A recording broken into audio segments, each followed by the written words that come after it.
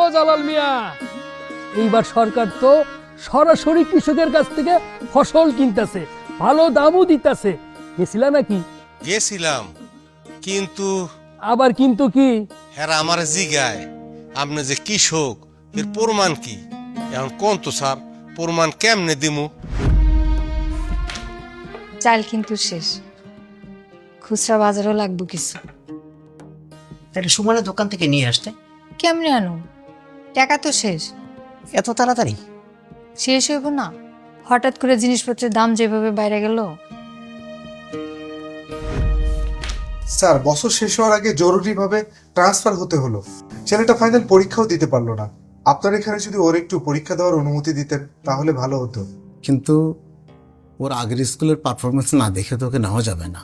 কিন্তু এত অল্প সময় রেকর্ড জোগাড় করা তো সম্ভব না স্যার। আমাদের তো একটা নিয়মের মধ্যে চলতে হয়, বোঝেনি তো।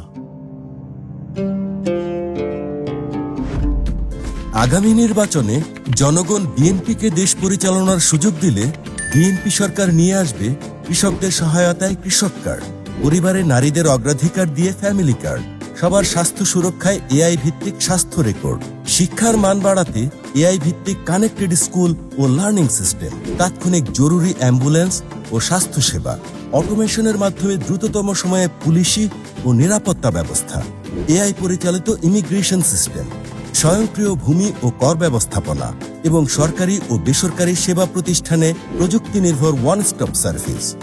ধানের শীষের অঙ্গীকার, দেশ হবে প্রযুক্তি নির্ভর সমন্বিত সেবার।